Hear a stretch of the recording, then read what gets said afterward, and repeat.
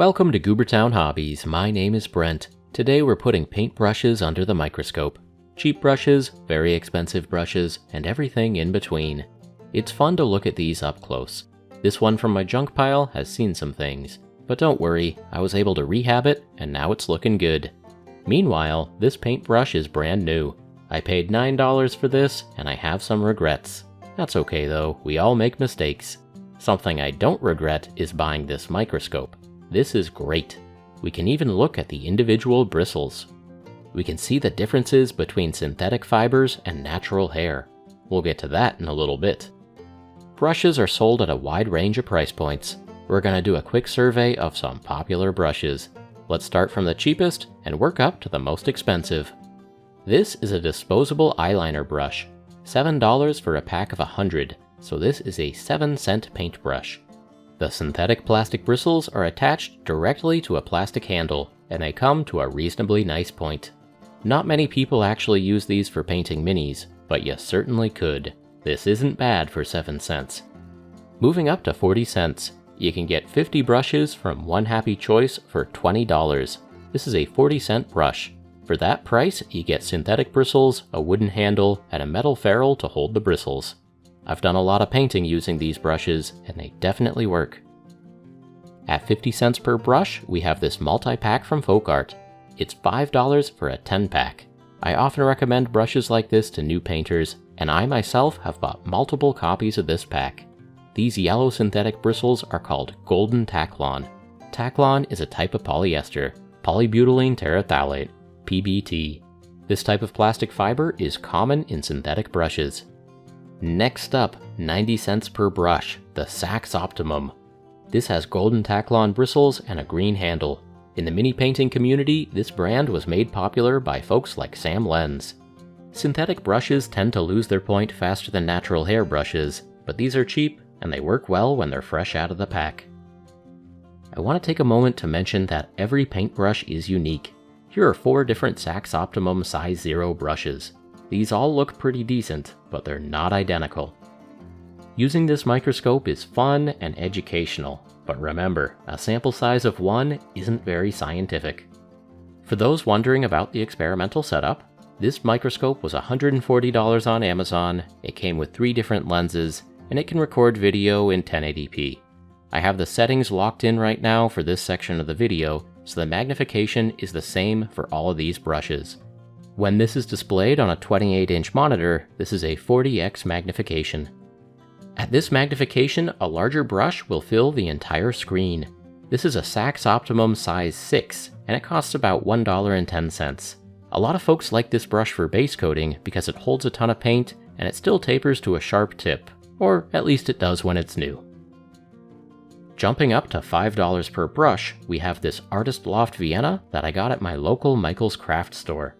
The bristles are golden taklon and have apparently been dyed a darker color at the tip to make them look more fancy.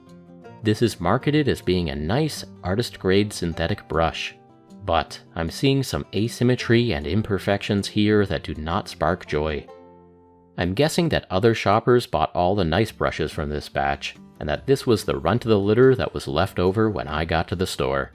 This is a good reminder to inspect brushes as well as you can before you buy them. They are not all created equal. Okay, $6. Army Painter Hobby Highlighting Brush. This is the budget level of brush from the Army Painter. It's a synthetic brush, and it looks pretty good. Now, the specimens that I've been showing in this survey are all new and unused. I bought most of them locally. I got this at a puzzles and games store called Diversions. I found 2 other levels of Army Painter brushes while I was there, and we'll get to those soon. $6.50, Citadel Synthetic Base Brush. I got this at my local Warhammer store. This is the budget brush from Games Workshop, and it looks pretty good under the microscope. The marketing says, quote, "The bristles have been made out of the finest 100% synthetic fibers Games Workshop have ever produced." Ah yes, only the finest 100% pure plastic for this brush. Under the microscope, the brush looks pretty decent, and I'll definitely use this for some base coats. Moving on, $9.25, also from my local Warhammer store, the Citadel Small Base Brush. This is a middle tier of brushes from Games Workshop, and it's a blend of natural and synthetic bristles. This is brand new, but don't worry, it's not actually this bad. It only looks like this because it's dry. For every brush that I'm showing under the microscope, I actually wet them first and pull the bristles into a point the way that I would if I was actually about to paint with them. But this still isn't too good. I'm doing this for science, so I'm not too upset about my $9. But yeah, that tip is pretty gnarly. I'm hoping that this was the runt of the litter, and that other customers got a better brush than this one. $10, the Army Painter Regiment brush. This is a natural hair brush, wrought martyr sable. The rest of the paintbrushes in our survey today are all natural hair brushes made out of the tail hair of Siberian weasels. This hair comes in different grades, and my understanding is that wrought martyr sable is a lower grade than stuff like Kolinsky sable. I've used a bunch of these regiment brushes over the years, and I do like them. This new one from my local puzzle and game store is looking pretty nice. Okay, I'm going to take an intermission to show you a heavily used regiment brush that looks like this. There are lots of miles on this brush. I spent some time cleaning and reconditioning it, and I promise you that this is the same brush. One of the selling points of natural hair brushes is that they can last longer than synthetic brushes, and the tips of the bristles don't curl. I'll have more to say about that when we get to higher magnification. Next up, at $15, we have the Kolinsky Masterclass, also from the Army Painter. This is Kolinsky Sable, which is a higher grade of hair. The name Masterclass is kinda dumb, but the brush looks good. These microscope shots don't give a very good sense of scale, but this is tiny, and I'm gonna use it to paint eyeballs. Moving on, at $24, we have a Winsor & Newton Series 7 Size 1. This is a famous line of brushes with a very long history, and a lot of people in the world of miniature painting love them. For $24, it better be good. And yeah, it looks pretty good. Under the microscope, I see one stray bristle in the body of the brush, but I don't think it's bothering anything. This is my very first Winsor & Newton brush, and I'm excited to try it out. Okay, it's time. Here it is, the most expensive brush that we're gonna look at. $28.25, the Citadel Games Workshop Artificer brush. I drove to the Warhammer store. I parked my car. I sat in the parking lot for 10 deep breaths. I prepared myself for what I was about to do. I got out of the car, I walked into the store, I smiled, and I spent $28.25 plus tax on a single paintbrush. And here it is, the Artificer. It looks mostly good. There's one lone wolf bristle that I might try to pluck out, and at the very tip there's one bristle that's longer than all the others that I might try to cut. But otherwise, it looks decent. This is what $28 will get you at the Warhammer store these days. Okay, so that's what these new brushes look like under a microscope. In just a moment, I'll change lenses and we'll look at individual bristles. But first, I want to show you a couple of my well-used and well-loved brushes from my painting desk. Staying with the natural hair brushes, here's a Squidmar Mark I Tobolsky Kolinsky size medium. Looking good. This here is a Monument Pro Sable size 1. Uh-oh, there's a bit of purple in the bristles. I should clean that out. This microscope is pretty handy. And here is a Da Vinci Maestro Tobolsky Kolinsky size 00000. This is way smaller than it looks here, and I only use it to paint eyes. I see a speck of black dried on the tip. I should probably fix that. Anyway, moving back to cheap brushes, here's a free brush that they give out at Gen Con. The trauma to the tip is typical for synthetic brushes that have been through some hard times. And here's one of those 40-cent brushes from One Happy Choice. Damage like this is visible to the naked eye, but it's even more apparent under the microscope. I get a lot of work done with these cheap synthetic brushes, but this is kinda where they end up eventually. Curled tips are super common for synthetic brushes that have seen a bunch of use. Okay, it's time to look at some individual bristles. So far, everything in this video has been at the same magnification, but now I'm gonna change the lenses, fiddle with the dials, and prepare some glass slides. For a sample of golden taklon, I harvested from a $1 Saks Optimum brush. I put some bristles on the slide, and I used a drop of water to help stick the glass cover slip down on top.